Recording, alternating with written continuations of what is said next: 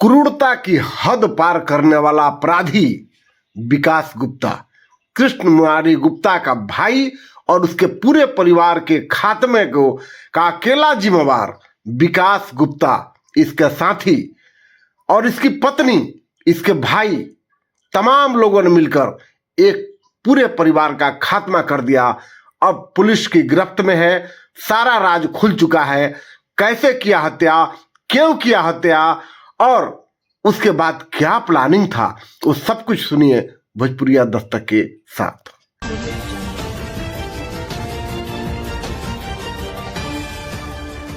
नमस्कार, आप देख रहे हैं भोजपुरिया दस्तक।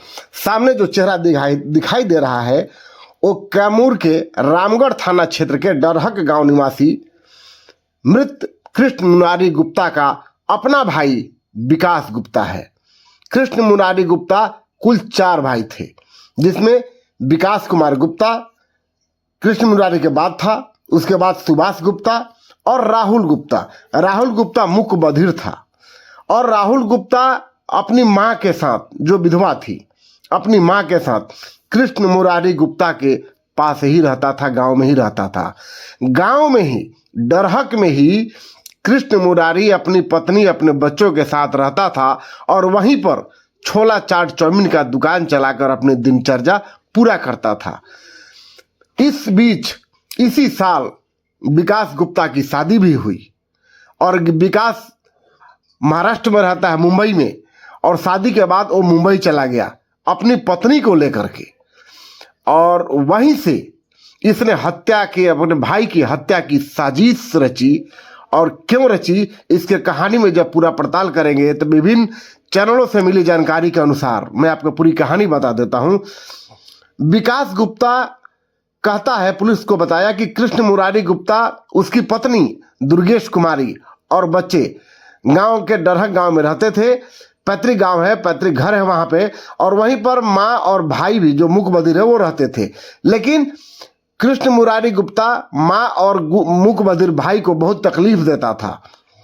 5 मई को विकास गुप्ता के पास इसकी मां फोन करती है, रात में बात नहीं हुई। 6 तारीख को पुनः फोन करती है कि तुम्हारे भाई ने, कृष्ण मुरारी गुप्ता ने मेरे साथ मारपीट किया है, मुझे घायल कर दिया है पीट करके। और इतना सुनते ही विकास आग बबूला हो गया और उसी समय ऑफिस से छुट्टी लेकर के और ट्रेन पकड़ता है।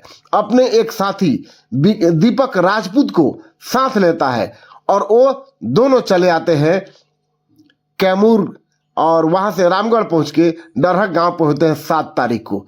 7 तारीख को करीब 10 बजे वो लोग जब पहुंचते हैं तो भाई और भौजाई देख करके चकित रह जाते हैं कि पूरा परिवार यहाँ पर बिना बताए कैसे आ गया। तो जब 10 बजे दिन में वो लोग पहुंचते हैं तो उनसे खैरियत जानने के लिए कृष्ण मुरारी गुप्ता उसके रूम में आता है।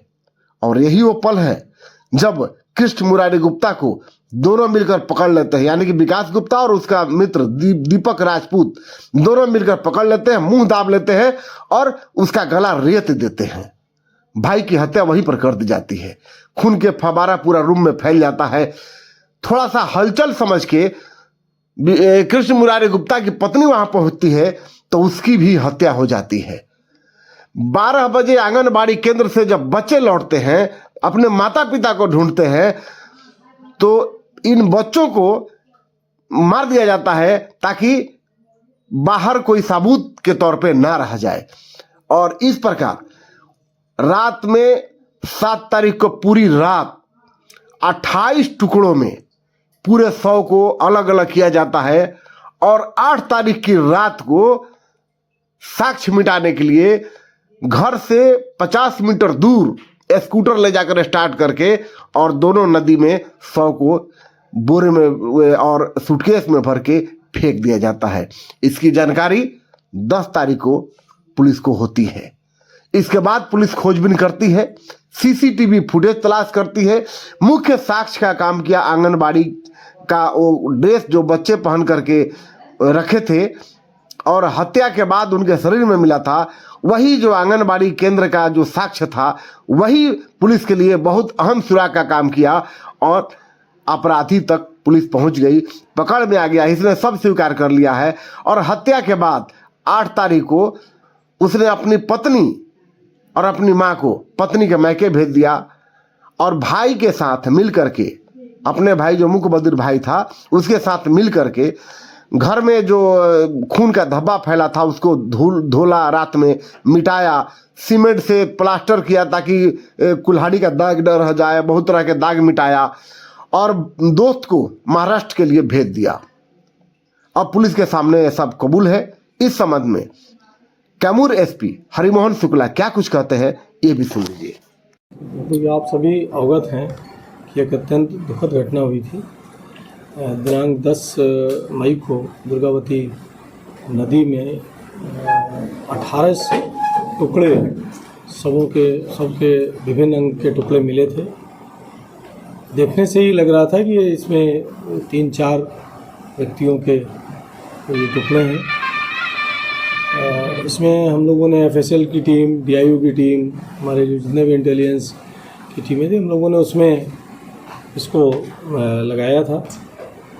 और आप अवगत है कि 12 तारीख को फिर अभेद जगह है कर्मनाशा नहर के बगल में, वहाँ पर 2 बोरियों में कसे हुए बंधे हुए 100 के टुकड़े बरामद हुए थे। सबसे आश्चर्यजनक ये था कि कहीं किसी क्षेत्र से किसी मिसिंग की इस तरह की सूचना नहीं थी। सीमावर्ती ज़िलों में भी हमने संपर्क किया, अपने ज़िला में भी सभी जगह खबर पहुंचाया, लेकिन कुछ भी इसमें पता नहीं चल रहा था। ये पुलिस के लिए बहुत बड़ा चैलेंज था। लेकिन इसके बाद हम लोगों ने कुछ, हमारा सर्विलांस इनपुट थे, कुछ इसमें हमने तकनीकी अपनी चीज़ें उपयोग की और जो स्कूलों में बच्चे मिसिंग थे, क्योंकि जो 100 बरामद हुए थे उसमें 2 बच्चों के 100 लग रहे थे कि 2 बच्चों के, तो हम लोगों ने स्कूलों में, आंगनवाड़ी केंद्र में बच्चों की भी मिसिंग और सब चीज़ें पता की। फिर धीरे धीरे कंफर्म हुआ कि यह डहरक गांव के एक निवासी हैं कृष्ण मुरारी गुप्ता, उनके घर में ताला बंद है और वो पूरा परिवार अनुपस्थित है। उसमें फिर हम लोगों ने और कुछ अपने इलेक्ट्रॉनिक सर्विलांस और अपना जो मैनुअल इंटेलिजेंस है उसके माध्यम से हमने पता करना शुरू किया और चीज़ें धीरे धीरे करके खुलती गई। हमको लोकल लोगों का भी इसमें बहुत सहयोग मिला है। चीज़ें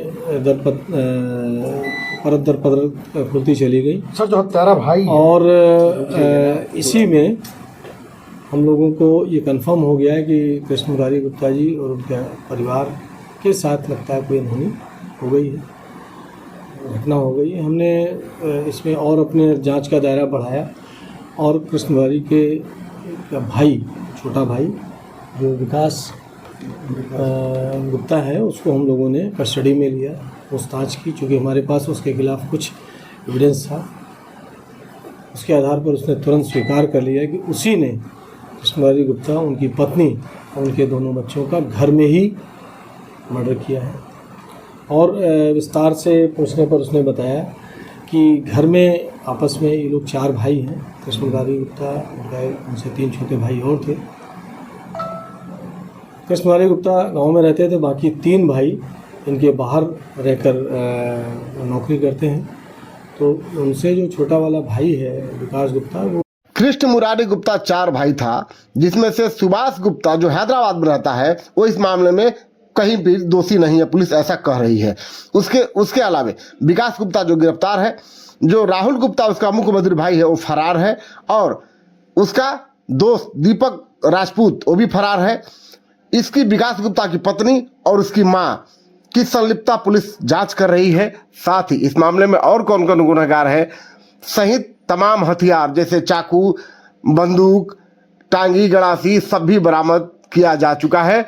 विकास जेल में है, बाकी की तलाश जारी है, पुलिस जांच कर रही है और इस मामले में अब कौन कौन रहस्य सामने आते हैं वो सब कुछ हम आपको दिखाएंगे। देखते रहिए भोजपुरिया दस्तक के साथ।